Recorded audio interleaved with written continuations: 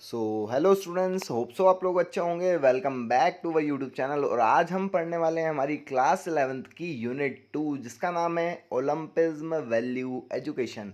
इसके अंदर हम सब कुछ देखने वाले हैं ओलंपिक से रिलेटेड, और सारे कंटेंट जो हैं वो पूरे 2024-2025 सिलेबस से रिलेटेड हैं। सो ये रहे हमारे कंटेंट्स। तो पहला कंटेंट दे रखा है ओलंपिज्म। इसके अंदर आप देखेंगे ओलंपिक की वैल्यूज़ क्या क्या होती है। सेकंड कंटेंट दे रखा है ओलंपिक वैल्यू एजुकेशन। इसके अंदर हम ओलंपिक की वैल्यू एजुकेशन के बारे में पढ़ने वाले हैं। थर्ड कंटेंट दे रखा है एंशियंट एंड मॉडर्न ओलंपिक। इसके अंदर हम देखेंगे कि एंशियंट टाइम पे ओलंपिक क्या होते थे और अभी मॉडर्न टाइम पे क्या हो रहे हैं ओलंपिक्स के अंदर। फिर अब देखेंगे ओलंपिक का सिंबल क्या होता है, मोटो क्या होता है, फ्लैग एंथम, लोगो क्या होता है ना। इस तरीके से हम इसके अंदर देखने वाले हैं। एंड द लास्ट वन देखने वाले हैं ओलंपिक मूवमेंट स्ट्रक्चर। इसके अंदर हम देखेंगे आईओसी, एनओसी, आईओए, आईएफएस क्या होता है। ठीक है, तो चलो वीडियो को स्टार्ट करते हैं। हमारे एंशियंट ओलंपिक थे, जो उसके अंदर क्या क्या होता था एंशियंट टाइम पे, हम वो देखने वाले हैं। तो आप लोगों को बताता हूँ।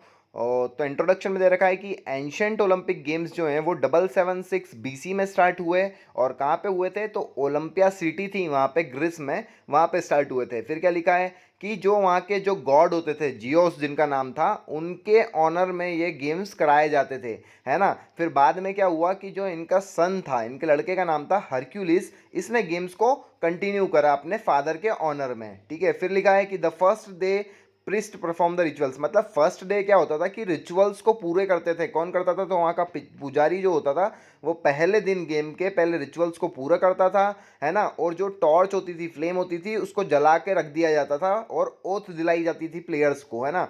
फिर नेक्स्ट डे होता था कि एनिमल्स के गेम्स कराए जाते थे, जैसे बुल्स के गेम कराए जाते थे और ऐसे रिलेटेड एनिमल्स के गेम कराए जाते थे, है ना। और क्लोजिंग सेरेमनी में यहाँ पर क्या होता था, जो भी जीतता था, जो भी विनिंग पार्टिसिपेंट्स होते थे, उनको क्राउन दिया जाता था। क्राउन किस तरीके का होता था, तो क्राउन होता था ऑलिव लीव का। ऑलिव लीव का क्राउन मैं आप लोगों को फोटोज में दिखाऊंगा किस तरीके का होता था। वो दिया जाता था और एक एक एनिमल्स दे दिया जाता था, है ना। और फिर क्या हुआ, एकदम से सडनली जो वहाँ के रोमन एम्पायर्स थे, मतलब जिस समय पे जो रोमन्स वहाँ पे राज कर रहे थे, उन लोगों ने इस गेम को बंद करा दिया। पर ये क्राउन होता था ऑलिव लीव का, जो कि जीतने वाले खिलाड़ी को दिया जाता था, उसके सर पे रखा जाता था और एक एक एनिमल गिफ्ट किया जाता था। तो ये फोटोज से आपको क्लियर हो रहा होगा कि ये ऑलिव लीव का क्राउन किस तरीके से होता है। फिर गेम्स होते थे तो कुछ ना कुछ रूल्स भी होते हैं हर गेम के। तो क्या रूल्स थे उस समय पे, एंशियंट टाइम पे। तो जो कॉम्पिटिटर होता था, जो भी पार्टिसिपेंट होता था, वो ग्रिक का ही होना चाहिए, फिजिकली फिट होना चाहिए, और कोई क्रिमिनल नहीं होना चाहिए। क्रिमिनल्स को बिल्कुल भी खेलने नहीं दिया जाता था। और क्या रूल थे कि womens were not allowed to participate, है ना। वुमेन्स को बिल्कुल अलाउ नहीं किया जाता था गेम्स के अंदर पार्टिसिपेट करने के लिए, है ना। और क्या लिखा है, एमेच्योर प्लेयर स्पोर्ट्समैन ही अलाउ किए जाते थे, ठीक है। और जो प्रोफेशनल प्लेयर रहते थे उनको बिल्कुल भी अलाउ नहीं किया जाता। देन आ जाती है बात ओपनिंग सेरेमनी की। तो ओपनिंग सेरेमनी जो होती थी, उसमें जितने भी जो प्लेयर्स होते थे, उनके भाई, पापा, मम्मी, सबको गैदर किया जाता था ट्रेनर को स्टेडियम के अंदर। उसके बाद क्या होता था, जो सूअर होता है, पिग जो होता है, उसको काटा जाता था और उसको ऑफर किया जाता था, है ना। उसकी बलि दी जाती थी गॉड जियस के नाम से, है ना। फिर जो भी वहाँ पे स्पेक्टेटर्स देखने के लिए आते थे, अगर वो किसी प्लेयर के अगेंस्ट ऑब्जेक्शन ले लेते थे कि यार ये प्लेयर को हमको नहीं खिलाना है, तो उसको सच में भी नहीं खिलाया जा सकता, है ना। फॉर एग्जाम्पल अगर बात की जाए कि यार तुम्हारे क्रश का बॉयफ्रेंड अगर तुमको दिख जाए, है ना, और तुम चाहते हो कि यार उसको नहीं खिलाना है, तो तुम्हारा तो काम हो गया, उसको सही में भी नहीं खिलाया जाता था। खत्म। बाय बाय, टाटा, गुड बाय, गया। फिर यहाँ पर स्टार्ट हुए मॉडर्न ओलंपिक गेम्स, क्योंकि यार मैंने जैसा बताया था 394 एडी में जब एंशियंट ओलंपिक गेम्स बंद हुए थे, तो वो लोगों के दिलों से बिल्कुल भी नहीं गए थे। उसके लिए लोगों ने फिर से ट्राई करा, और एक ऐसा बंदा था जिसने कि यार ओलंपिक को वापस से स्टार्ट करने में बहुत सारी कोशिशें करी, बहुत सारा ट्राई करा, और आखिरकार मॉडर्न ओलंपिक को स्टार्ट करा, क्योंकि लोगों से जा नहीं रहे थे दिलों से, और मतलब लोगों को एक साथ लाने की, एकजुट करने की कोशिश की जाती है इस गेम के थ्रू। तो ये गेम तो स्टार्ट होने ही थे। फिर बात होती है यहाँ पर, तो रिवाइवल किसने करा मॉडर्न ओलंपिक का, तो भैया रिवाइवल जो बंदे के बारे में बात कर रहा था कि जिसने बहुत सारी कोशिशें करी और फाइनली मॉडर्न ओलंपिक को स्टार्ट करा, उसका नाम था बैरन पेरेदी काउबर्टिन। इनको फादर भी बोला जाता है मॉडर्न ओलंपिक का, तो ये याद रखना, इस बंदे का नाम बहुत इंपॉर्टेंट है, बैरन पेरेदी काउबर्टिन। इसने 1500 साल बाद, एंशियंट ओलंपिक के खत्म होने के बाद 1893 में मीटिंग करी, है ना, एक फॉर्म करी, कमिटी बनाई, है ना, एक मीटिंग बुलाई जिसमें अलग अलग कंट्रीज़ को बुलाया और बोला कि चलो भाई हम एक साथ आते हैं और वापस से मॉडर्न ओलंपिक को स्टार्ट करते हैं। तो उस समय पे सिर्फ 9 कंट्रीज़ ही पहली बार 1896 में जो एथेंस में फर्स्ट ओलंपिक हुए थे वहाँ पे पार्टिसिपेट करने के लिए आई थी। ये याद रखना है आपको, only 9 countries are participate in Athens first modern Olympic games, ये याद रखना है। और बैरन पेरे दी काउबर्टिन नाम का व्यक्ति था जिसने 1500 साल बाद वापस से मॉडर्न ओलंपिक को स्टार्ट करा था, पर इसने पहले 1893 में एक कमेटी फॉर्म करी थी जिसमें बहुत सारे देशों को बुलाया था और उसमें से सिर्फ 9 कंट्रीज पार्टिसिपेट करने आई थी। ये लिख के आना है आपको मॉडर्न ओलंपिक के इंट्रोडक्शन के अंदर।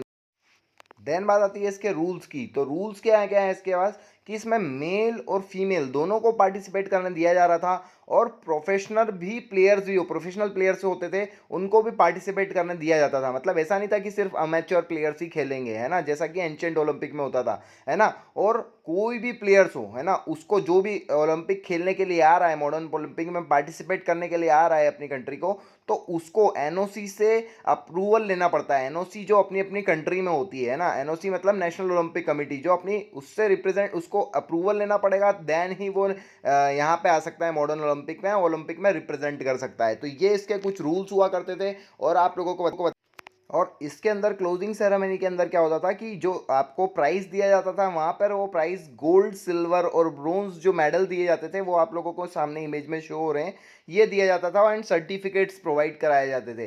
तो आप लोग इसके अंदर ये लिख के आएंगे।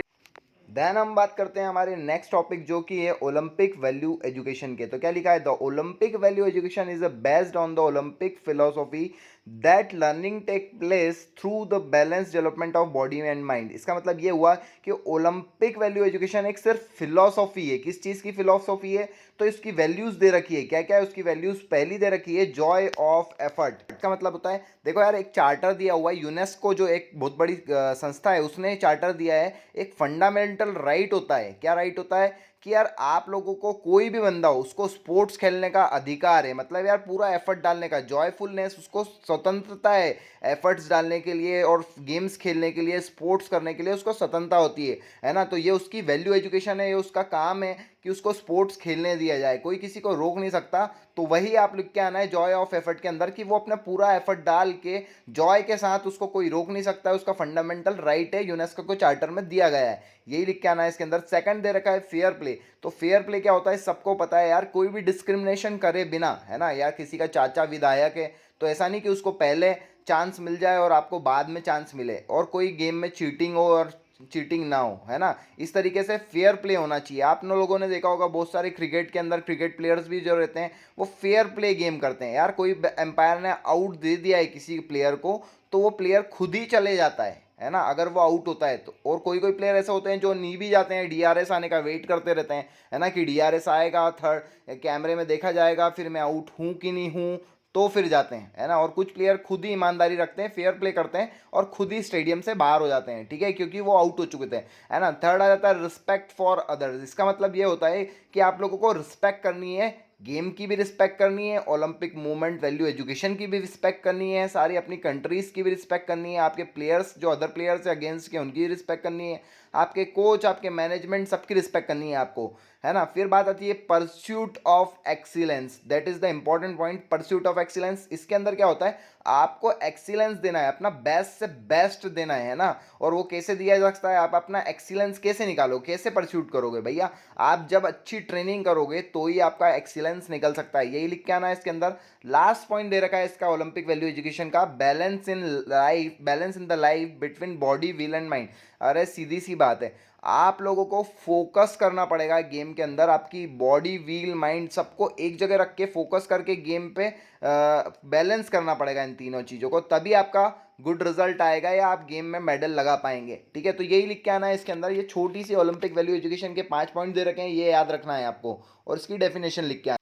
देन हमको पढ़ना है ओलंपिक फ्लैग के बारे में। तो ओलंपिक फ्लैग क्या होता है, आप लोगों को सामने तस्वीर पे दिख रहा होगा देखो, इट वॉज डिजाइन बाय बैरन पेरेदी काउबर्टिन इन 1913। इसको डिजाइन किया था बैरन पेरेदी काउबर्टिन ने, जो कि 1913 में किया गया था। The Olympic flag is made of white silk without any border and display the 5 interlocking rings in the centre. अरे यार सीधी सी बात है, ये बिल्कुल प्लेन होता है, जो कि वाइट सिल्क का बना होता है, वाइट कपड़े का बना होता है, सिल्क का, जिसपे कोई भी बॉर्डर नहीं होती है, और अंदर 5 इंटरलॉकिंग रिंग्स बनी होती है, जो कि अलग अलग कॉन्टिनेंट को रिप्रेजेंट करती है।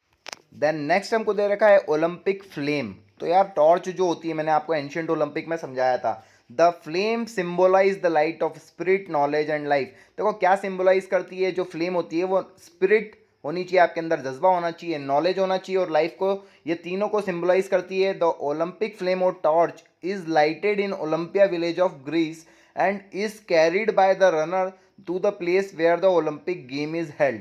मतलब सीधी सी बात है यार, जहाँ पे भी गेम होते हैं ना, जो भी कंट्री में हेल्ड करते हैं, होस्ट कंट्री कर रहती है, वो वहाँ का कंट्री का जो भी बंदा रहता है रिप्रेजेंटेटिव, वो कहाँ जाता है, ओलंपिया नाम की जहाँ विलेज ग्रीस में एंशियंट ओलंपिक स्टार्ट हुए थे, वहाँ से जाके वो मशाल लेके आता है, और वो जो रनर रहता है वो वहाँ के पूरे सर्कल के राउंड लेता है, एंड देन द मशाल को वो जला देता है और गाड़ देता है। ठीक है, तब तक चलती रहती है वो, जब तक कि गेम्स खत्म नहीं हो जाते। यही लिख के आना है इसके अंदर आप लोगों को, ठीक है। एंड पिक्चर के थ्रू आप लोगों को समझ में आ ही गया होगा कि किस तरीके से रनिंग की जाती है और मशाल किस तरीके की होती है। देन बात कर लेते हैं हमारे ओलंपिक मास्कोट की। तो ओलंपिक मास्कोट क्या होता है, तो Olympic mascot are the fictional character in animal or human from the native to the country which host the Olympic event. भाई सीधी सी बात है, इसका मतलब क्या होता है, ओलंपिक मास्कोट जो है एक फिक्शनल कैरेक्टर बनाया जाता है। जैसे कि यहाँ पे क्या दे रखा है, एक चूहे नहीं, एक कैट का फिक्शनल कैरेक्टर बनाया गया है, जो कि ये रियो ओलंपिक से रिलेटेड है। पिक्चर में आप लोगों को दिख रहा होगा। ये क्या करता है यार, अपने नेशन को रिप्रेजेंट करता है ये कैरेक्टर, है ना। जैसे कि ये रियो जो जगह है, वहाँ पे कैट सबसे ज़्यादा पाई जाती है। सपोज अगर इंडिया में ओलंपिक होंगे तो आप ही आंसर दो, यहाँ पे क्या नेटिव एनिमल है जो नेशन का, जिसको बनाया जाएगा, एक फिक्शनल कैरेक्टर किसका बनाया जाएगा। तो ठीक है, मास्कोट आप लोगों को क्लियर हो रहा होगा। देन बात कर लेते हैं हमारे ओलंपिक मोटो की। तो ओलंपिक मोटो क्या होता है भैया, द ओलंपिक मोटो इज सीटियस अल्टियस फोर्टियस, है ना। लेटिन एक्सप्रेशन में इसका मीनिंग क्या होता है, फास्टर, हायर और स्ट्रॉन्गर होना। मतलब ओलंपिक का मोटो दे रखा है, वो मोटो क्या क्या है, सीटियस, अल्टियस और फोर्टियस, जिनका मतलब होता है फास्टर, हायर और स्ट्रॉन्गर होना, है ना। और एक और ऐड कर दिया गया है, वन मोर एडेड, जिसका नाम है कम्युनिटर, जिसका मतलब क्या होता है, तो टुगेदर होता है। तो अब पूरे टोटल 4 हो चुके हैं। तो क्या क्या हो जाएगा, सीटियस, अल्टियस, फोर्टियस एंड कम्युनिटर, जिनका मतलब क्या क्या हो जाएगा, फास्टर होना, हायर होना, स्ट्रॉन्गर होना और साथ में रहना, टुगेदर होना। ठीक है, तो ये लिख के आना है आपको ओलंपिक मोटो के अंदर। आप लोगों को पिक्चर भी बताया गया है, इस तरीके से देखना है ये।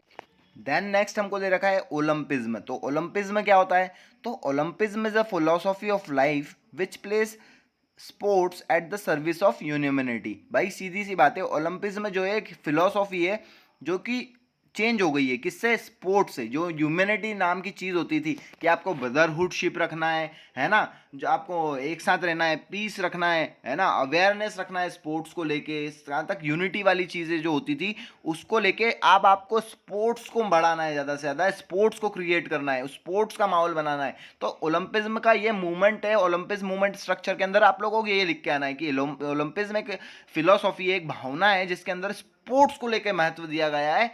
आपकी इंसानियत भी को हटा के आपको स्पोर्ट्स को महत्व देना है, आप लोगों को ब्रदरहुडशिप रखनी है ना, आप लोगों को फेयर प्ले दिखाना है, फ्रेंडशिप करनी है, इस तरीके से। तो वैल्यू दे रखी है कुछ ओलंपिज्म की, वो 3 वैल्यूज़ क्या क्या होती हैं, तो वो होती है एक्सीलेंस, फ्रेंडशिप और रिस्पेक्ट। ये 3 वैल्यूज़ याद रखनी है आप लोगों को। मैं इनका मीनिंग क्लियर कर देता हूँ। एक्सीलेंस का मतलब ये होता है कि आपको ज़्यादा से ज़्यादा, बेस्ट से बेस्ट देना है आपका, और बेस्ट से बेस्ट कब दिया जा सकता है, जब आप अच्छी हार्ड ट्रेनिंग करोगे। तो आप लोग इसके अंदर ये लिख के आ सकते हैं। फिर आ जाता है फ्रेंडशिप। तो फ्रेंडशिप का मतलब ये होता है कि यार आप लोगों को सबसे साथ मित्रता से रहना है। ऐसा नहीं यार कि आप झगड़े कर रहे हो, पंगे कर रहे हो, है ना, कि यार ये तो पाकिस्तान से आया है तो इसको तो हम ऐसे ही मैं आपका जीना हराम कर दूंगा, यहीं पे मारेंगे और ये करेंगे, और इस तरीके से मतलब कोई वायलेंस नहीं होना चाहिए, नॉन वायलेंस वाली भावना होनी चाहिए और दोस्ती वाला माहौल होना चाहिए। एंड देन दे रखा है हमारा रिस्पेक्ट। तो रिस्पेक्ट आप लोगों को सबको करना है, आपकी अदर कंट्री से कोई रिप्रेजेंट करने आया हो या आपकी इस कंट्री से कोई रिप्रेजेंट करने आया हो, आप लोगों को सबकी रिस्पेक्ट करना है। यार कोई छोटा भी है आपके ग्राउंड के अंदर काम कर रहा है तो आप लोगों को groundsman, officials all of the above, सबकी रिस्पेक्ट करनी आनी चाहिए। 3 वैल्यू ओलंपिज्म की दे रखी है, तो आप लोगों को मैंने पहले ही क्लियर कर दिया है। वैल्यू क्या होती है? भावना होता है। ओलंपिज्म एक भावना है। ये तीनों वैल्यू लिख के आनी है आप लोगों को। फुल ऑन फुल मार्क्स मिलने वाले हैं, 5/5।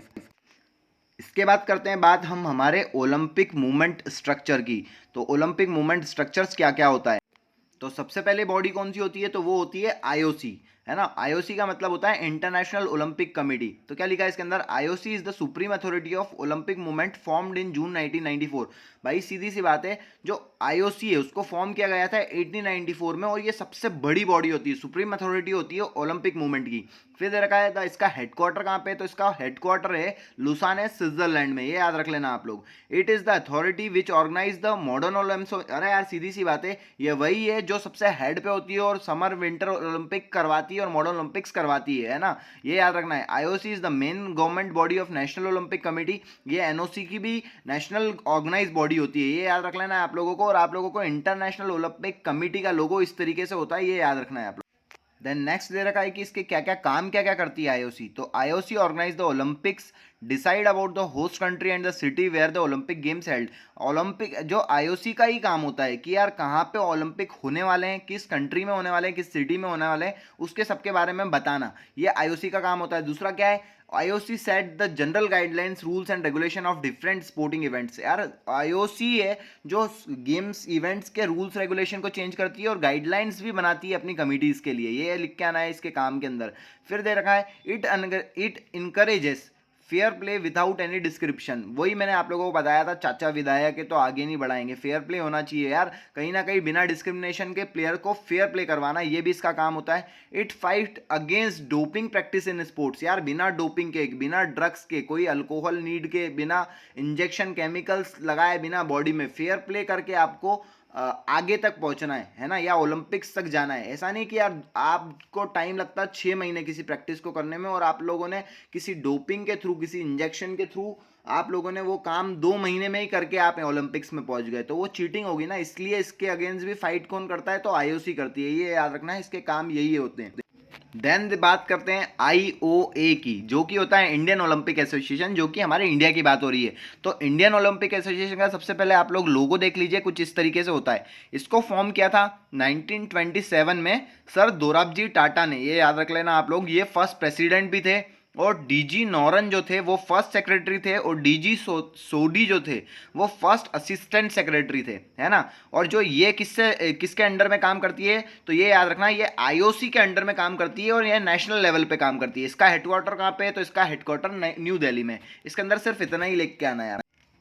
देन बात कर लेते हैं एनओसी की। तो एनओसी का फुल फॉर्म होता है नेशनल ओलंपिक कमेटी। तो आप लोग कमेंट करके मेरे को बताइए अपने यहाँ की नेशनल ओलंपिक कमेटी क्या है। अभी पढ़ाई थी थोड़ी देर पहले मैंने, है ना, इससे जस्ट पहले वाली स्लाइड पे। तो हमारे यहाँ की एनओसी वो है। तो इसका काम क्या होता है? इसका मिशन ये है कि यार प्रमोट करना, किस चीज़ को? ओलंपिक मूवमेंट स्ट्रक्चर को प्रमोट करना, प्रोटेक्ट करना और डेवलप करना, है ना, सभी जगह की अलग अलग अपनी नेशंस में जाके, है ना। तो कौन करेगा? एनओसी ही करेगी, अपनी अपनी एनओसी करेगी। तो कितनी टोटल एनओसी है? तो 206 एनओसीज हैं। The IOC is the soul authority of recognition. मतलब यार आईओसी जो है वो इसकी भी सोल अथॉरिटी है, किसकी? एनओसी की। ये याद रखना है आप लोगों को, और यही लिख के आना है इसके अंदर। देन नेक्स्ट दे रखा है हमको आईएफएस। आईएफएस का फुल फॉर्म क्या होता है? तो ये होता है इंटरनेशनल स्पोर्ट्स फेडरेशन। ये क्या होता है भला? The IFs are international non governmental organisation. सबसे पहले लाइन ये लिख लो कि ये एक नॉन गवर्नमेंट बॉडी होती है, recognised by the IOC. But होती किसके रिकॉग्नाइज्ड में? तो आईओसी, इंटरनेशनल ओलंपिक कमेटी के अंदर ही होती है ये भी। As administrating one or more sports at the world level. मतलब यार सीधी सी बात है, ये अलग अलग फेडरेशन लेवल पे काम करती है, जो एक से ज़्यादा स्पोर्ट्स खिला सकती है या हो सकते हैं इसके अंदर। ये याद रखना, बहुत सारे अलग अलग स्पोर्ट्स होते हैं, अलग अलग फेडरेशन होते हैं, सब गेम्स के अलग अलग फेडरेशन होते हैं। जैसे कि कुछ मैंने इंटरनेशनल लेवल के फेडरेशन के नाम लिखे हैं, आप लोग आई होप आप लोग इसका फुल फॉर्म्स मेरे को बता पाएंगे कि ये कौन कौन से गेम से रिलेटेड है। ये आपका होमवर्क है, मेरे को करके बताना है आप लोग। जैसे कि इसमें लिखा है, एक दो को मैं बताता हूँ। जैसे कि फीफा लिखा है, इसका होता है फुटबॉल से रिलेटेड है, फेडरेशन इंटरनेशनल दी फुटबॉल एसोसिएशन इसका है। सेकंड दे रखा है आईसीसी, ये तो आप लोगों को बताना चाहिए, मैं नहीं बता रहा। फिर लिख रखा है डब्ल्यू ए का होता है वर्ल्ड एथलेटिक्स, ये एक बड़ा फेडरेशन है। ये आप लोगों को इस तरीके से 2-3 जो मैंने बताए हैं, आईसीसी, बीडब्ल्यूए, फीबा, इनके आंसर आप लोगों को देना है, ठीक है। तो आई होप आप लोगों को समझ में आया होगा। और मैं एक चीज़ और भी बोलना चाहता हूँ आप लोगों को, यार देखो ये कमिटीज़ जो हैं वो बिल्कुल नॉर्मल सी कमिटीज़ हैं। वही बात हो गई, डिस्ट्रिक्ट बॉडी होती है, फिर डिस्ट्रिक्ट से ऊपर डिवीज़न बॉडी होती है, डिवीज़न से ऊपर स्टेट लेवल होता है, स्टेट से ऊपर नेशनल होता है, नेशनल से ऊपर इंटरनेशनल होता है। ऐसे ही इंटरनेशनल ओलंपिक कमेटी जो आईओसी है वो सबसे बड़ी बॉडी है, उससे नीचे एनओसी है, एनओसी से नीचे क्या है, आईएफएस है बस। और जो एनओसी है और हमारे यहाँ की एनओसी क्या है, तो वो आईओ है, ये याद रख लेना है। सो यहाँ से हमारी यूनिट 2 ख़त्म हो चुकी है और आई होप आप लोगों को समझ में आ गया होगा पूरी तरीके से। और आप लोग इसके नोट्स चाहते हैं तो स्क्रीनशॉट लीजिए और अपने नोट्स बनाइए और शॉर्ट शॉर्ट डेफिनेशन लिखते रहिए जैसा कि मैं पढ़ाता हूँ। तो आप लोगों को फुल ऑन फुल मार्क्स आने वाले हैं और मैं बताना चाहता हूँ आपको कि फाइनल एग्जाम में यहाँ से 5 नंबर का क्वेश्चन बनता ही बनता है। तो टेक केयर, बाय बाय।